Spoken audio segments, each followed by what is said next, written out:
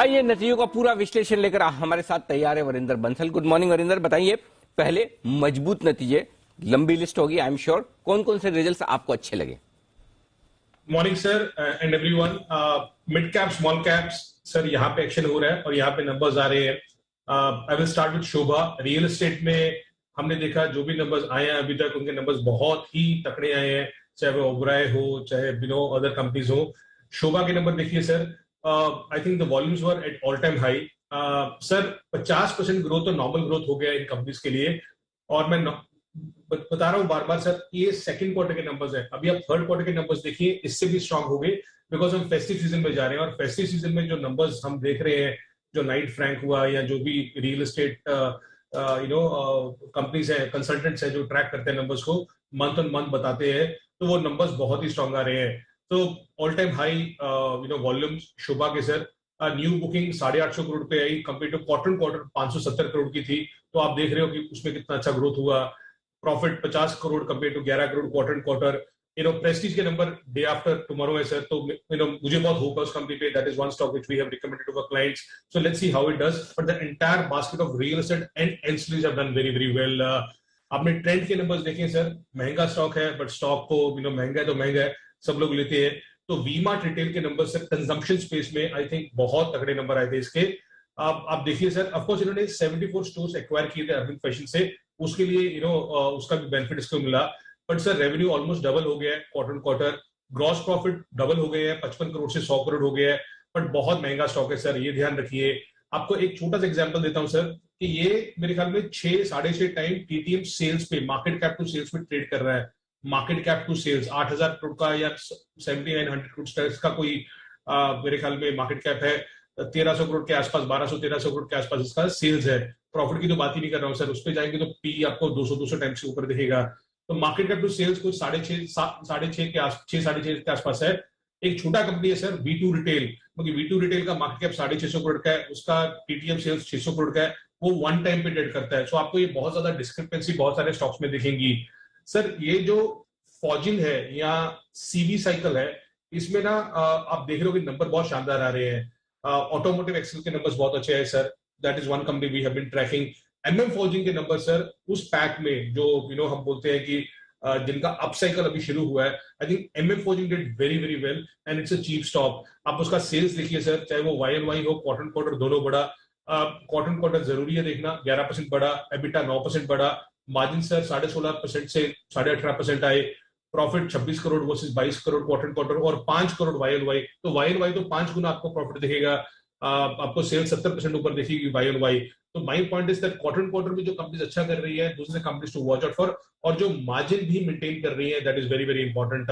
16 time पे trade कर रहा है सर। और एक स्टॉक सर, बिकॉज आपके पैनल पे कोई कैपेक्स साइकिल की बात कर रहा था and everyone loves to talk about ABB, Siemens and everything, but I think उसके नीचे भी बहुत स्टॉक्स हैं। I think LG equipment is one stock which has done fabulously well. I think इसके जो नंबर्स मैंने देखे सर, एसकेएफ के बाद, मतलब एसकेएफ में जो नंबर्स आए थे, एसकेएफ ने बहुत धुआंधार नंबर्स दिए थे।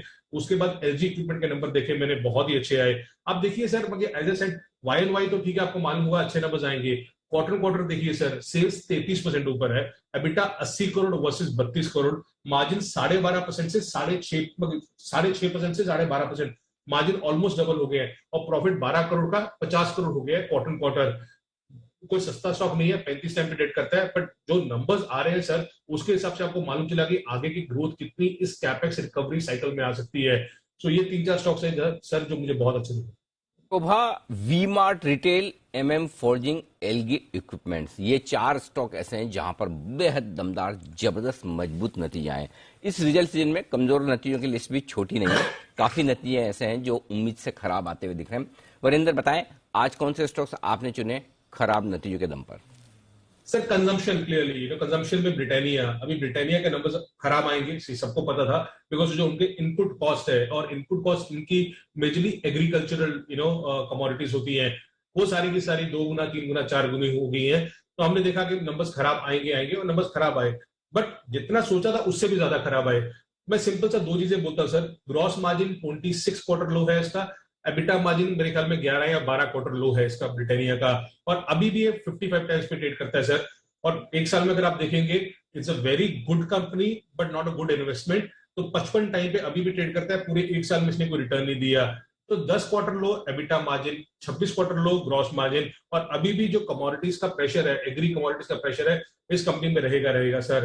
तो आप ये भी देखिए वैल्यूएशन के साथ में रखिए दिमाग में कि 55 टाइम पे है। दूसरा company sir Aurobindo pharma, numbers आपको कमजोर दिखेंगे sir, but I think they were not as bad as the market chatter was. आपको याद होगा उस दिन हम इंटरेस्ट बैंक की बात कर रहे थे कि नंबर्स आएंगे खराब, आएंगे खराब, आएंगे खराब, और उतने खराब नहीं है, तो स्टॉक शॉर्ट कवरिंग किया। आई एक्सपेक्ट, मेरे ख्याल में, कि इसमें भी शॉर्ट कवरिंग सरप्राइज हो सकता है आज, बिकॉज कल जो मार्केट चैटर था उससे अच्छे नंबर आए हैं। इसमें एक दो मतलब सर नंबर उतने खराब भी नहीं आए, मतलब 6,050 करोड़ का सेल्स एक्सपेक्टेड था, उसके सामने 100 करोड़ सेल्स कम आया। 1250 करोड़ एबिटा एक्सपेक्टेड था, 1200 करोड़ आया। तो रॉ मटेरियल प्राइसेस इंक्रीज हुए, लॉजिस्टिक्स कॉस्ट हुई, तो मार्जिन कम आए, पर बहुत कम नहीं आए। 21% मार्जिन एक्सपेक्टेड था, उसके सामने 20% आए। यूएस का ग्रोथ आया sir, which is a good thing in this company. But सबसे जरूरी चीज क्या है सर, कि ये स्टॉक चला ही नहीं है, 10-11 टाइम पे ट्रेड करता है, तो ब्रिटेनिया जैसा 55 टाइम पे नहीं है। So we know this pharma stocks और specially Aurobindo pharma has done nothing. So numbers were weak, but they were better than what the market chatter was. But एक नंबर सर जो बहुत खराब था, बहुत खराब था, बहुत खराब था, वो Ujjivan small financial, loss report किया सर। और इसके जो आप जीएनपीएस देखेंगे, मेरे ख्याल में they are the highest ever GNPS जो कंपनी ने रिपोर्ट की है। रीस्ट्रक्चरिंग बुक डबल हो गई है सर, पहले 700 करोड़ की होती थी, अभी 1500 करोड़ की हो गई है। एनआईएस कम हो गए हैं, वाई 470 करोड़ से 390 करोड़, प्रोविजन बढ़ गई है, जिसके कारण कंपनी ने लॉस किया है। और जीएनपीए देखिए सर 11.8% कंपेयर टू 9.7%। मतलब you know the stress level in some of these NBFCs is increasing after quarter, which is not a great thing। और एक और स्टॉक बोल दूं सर, बिकॉज आपके चैनल पे बहुत लोग बोलते रहते हैं इसके बारे में, ईआईडी पेरी। अभी ईआईडी पेरी के नंबर्स आपको स्टैंड लोन देखने सर, कंसोलिडेटेड नहीं देखने, बिकॉज कंसोलिडेटेड में आपको कोरोमंडल इंटरनेशनल के नंबर्स भी आ जाएंगे। You have to keep that aside. I think अगर आप, क्योंकि हम लोग शुगर ट्रैक करते हैं, इसलिए ईआईडी पेरी इंपॉर्टेंट है नंबर बोलना सर, कि इसने इस बार भी एबिटा लेवल पे स्टैंड लोन पे लॉस किया sir, which is not a great thing. बहुत आशिक है इस कंपनी के सर, बट ये लास्ट क्वार्टर भी इसने एबिटा लॉस किया था, इस क्वार्टर में एबिटा लॉस किया।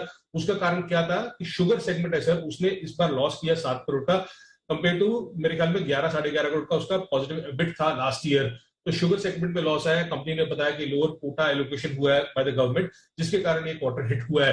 बट उसके विपरीत सर बलरामपुर के नंबर बहुत अच्छे आए थे कल। सो ये 3-4 कंपनी से, ब्रिटानिया, ऑरोबिंदो, उज्जीवन, ईआईडी। अगर मुझे सबसे गंदे नंबर रखने तो Ujjivan sir, then Britannia, then EID, then Aurobindo. Okay, तो ये